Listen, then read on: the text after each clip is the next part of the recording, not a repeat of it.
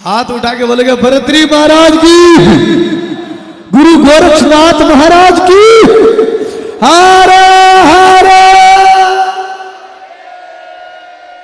महादेव महादेव। वाह वारे रतनगढ़। अब मेरी प्रार्थना है कि हम सब गौ माता से जुड़े हुए लोग, मेरी प्रत्येक यहाँ जितने भी बेटे सनातनियों से हाथ जोड़ के प्रार्थना है कि अपना जो जन्मदिन मनाते हो, जिसको कहते हैं अंग्रेजी में हैप्पी बर्थडे टू यू, ये जन्मदिन मनाते हो, मेरी प्रार्थना है इधर उधर न मना करके गौ माता के चरणों में मनाए। मेरी प्रार्थना है जितने भी बालक हैं बड़े हैं, गौ माता के चरणों में गौशाला में जाके मनाएं, ताकि गौ माता आशीर्वाद दे और आपका जीवन निरोगा रहे, आपकी उम्र बढ़े। और ये जो आप मोमबत्ती जला के फूंक मारते हो ना, ये फूंक मारना बंद करो, नहीं तो एक दिन आपकी फूंक निकल जाएगी। दिया जलाओ गाय के घी का और जीवन में उजाला हो। अस्तो मां सदगम है, तमसोर मां ज्योतिर्गम है, मृत्यु और मां अमृतम गम है। जीवन में उजाला हो।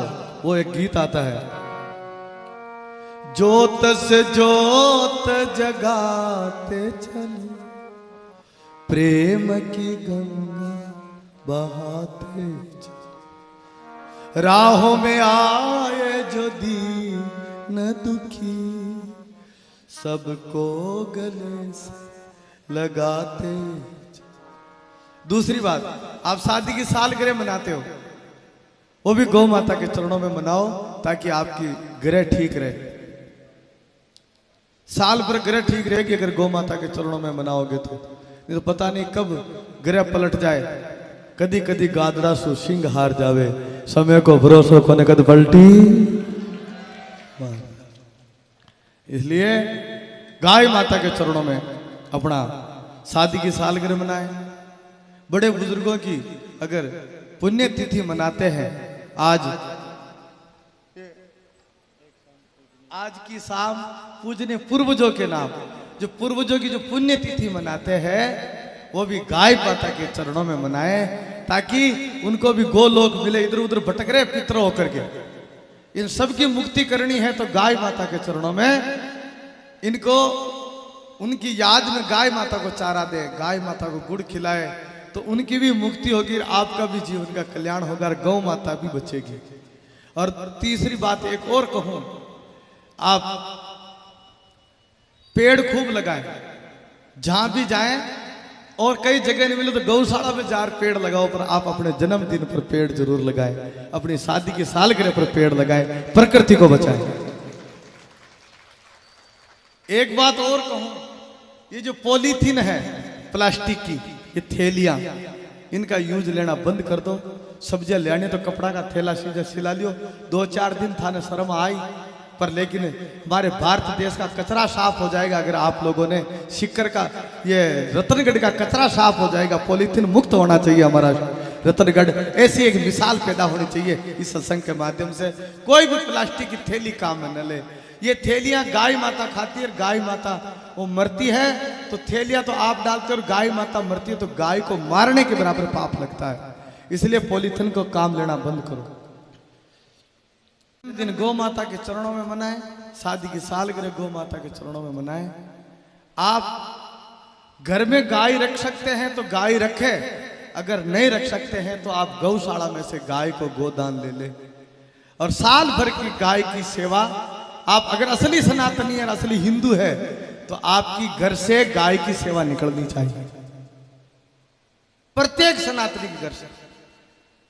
साल की एक साथ वही मेरी गाय गौ माता गौशाला में है, उसका साल भर का खर्चा मैं दूंगा, 2 साल का खर्चा मैं दूंगा, मेरे घर से निकले।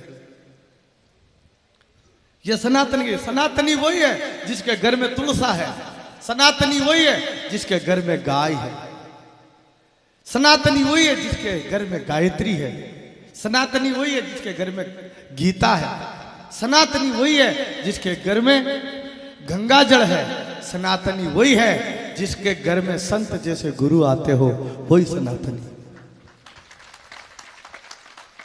गीता, गंगा, गुरु, गायत्री और गाय, ये 5 चीज जिसके पास है, जैसे हमारे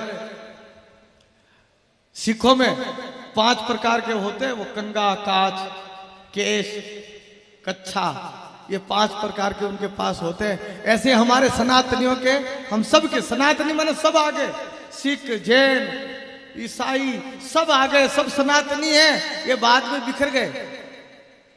बाकी असली हमारा हम सब का धर्म जो है सनातन धर्म है।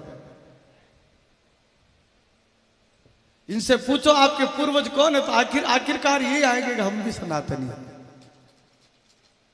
तो बाप प्रत्येक सनातनी को, प्रत्येक हिंदू को ये चाहिए कि हमारे घर पर गंगा, गायत्री, गीता और गाय और गुरु, वो गुरुमुखी है, उसके घर ये 5 चीज मिलेगी और वो ही सनातनी है। नहीं तो लोग, भारत देश तो पब्लिक में जनसंख्या में सबसे आगे तरक्की कर रही है। चाइना में पाचे रहो, ये मामला बताओ, बढ़ती जा रही जनसंख्या, पर कचरा पैदा नहीं होना है। पैदा हो तो स्वामी विवेकानंद पैदा हो तो सुभाष चंद्र बोस पैदा हो। जन्म ले जननी जने तो एड़ो जन के दाता के सूर, ने तो रीजे बाजड़ी मती गमाजे नूर माँ। कोई ने जन्म देवे तो दातार ने, या फिर कोई साधु ने, या फिर कोई शूरवीर ने जन्म दीजिए। ये कचरा ने पैदा मत करजे जो शाम को थैलियां पीर नाले में ऊंधो पड़ो रहे।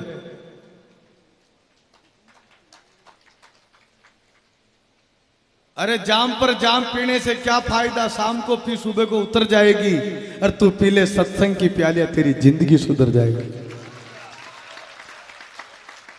नशा छोड़ो बाप, नशा एक ही है सनातन का। नशा तो उन्होंने किया, भगत सिंह ने राष्ट्र के लिए हंसता हंसता फांसी पे फंदे को चूम लिया। यह है नशा राष्ट्र।